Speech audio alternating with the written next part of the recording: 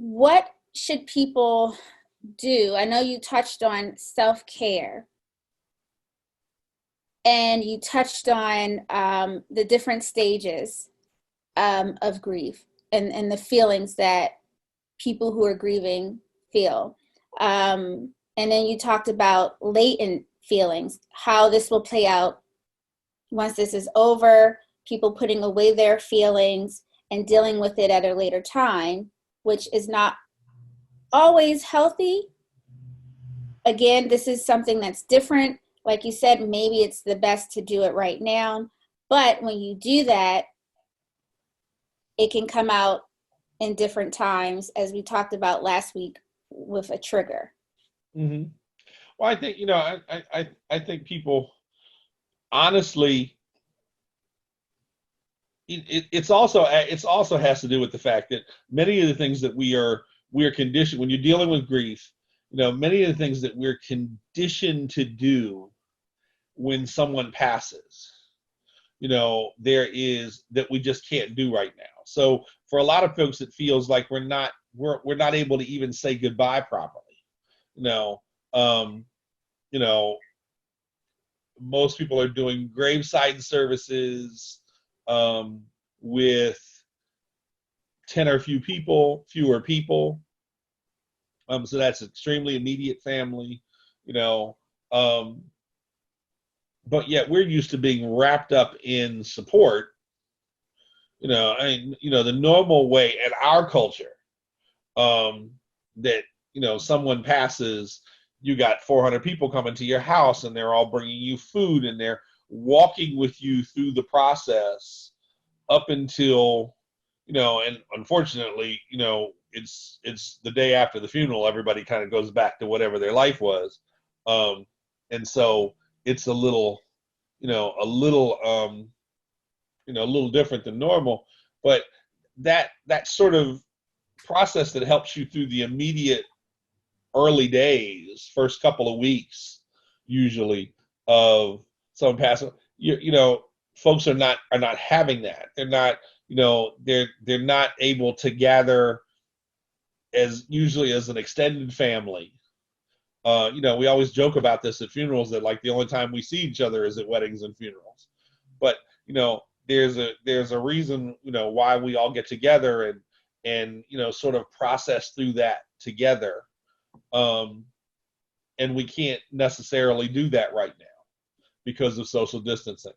So, so we're all trying to figure out new ways, and I'll be honest, I don't even know, I think it would be hard for me to sit there and say that I have the answer to this, because I don't think I do.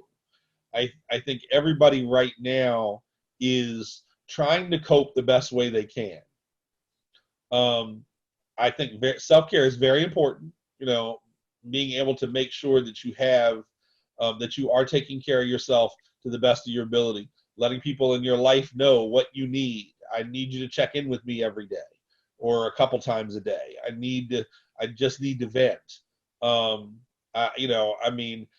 may need to push past that desire not to be a burden on someone else and just say what I need to say, you know, um, because I need to get it out.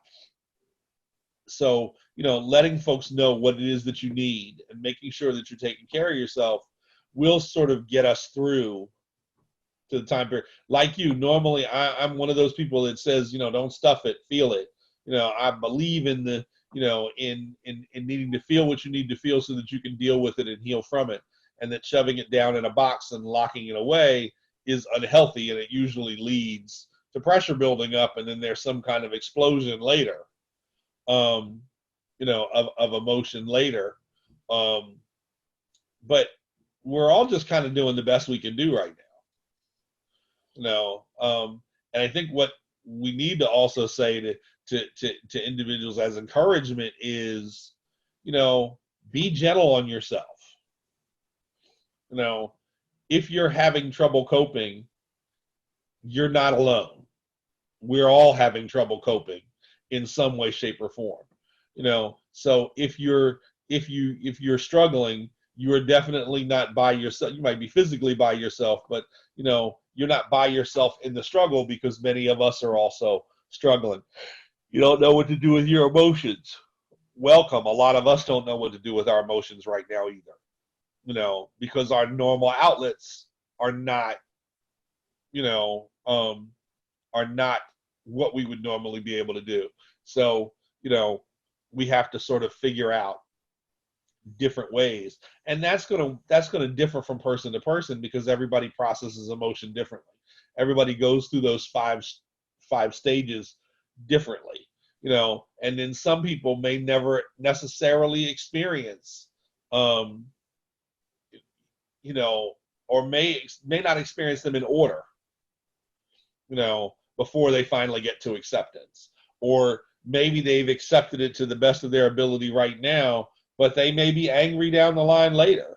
And those are all, sort of normal, typical experiences for individuals that I think right now are just sort of, additionally blown out of proportion because of, or, made much bigger, not out of proportion, but I mean, made much bigger by the fact that we're a lot of times dealing with multiple deaths, and multiple people sick, and and not just deaths, and then on top of that, on top of what's going on specifically with coronavirus, our loved ones are still dealing with cancer, they're still dealing with heart disease, or they're still dealing with stress, they're still dealing with um, just other things. Even if you don't, like I said, out of the 8 or 9 people I've known in the last couple of months who passed away, only 2 of them were directly from confirmed cases of coronavirus.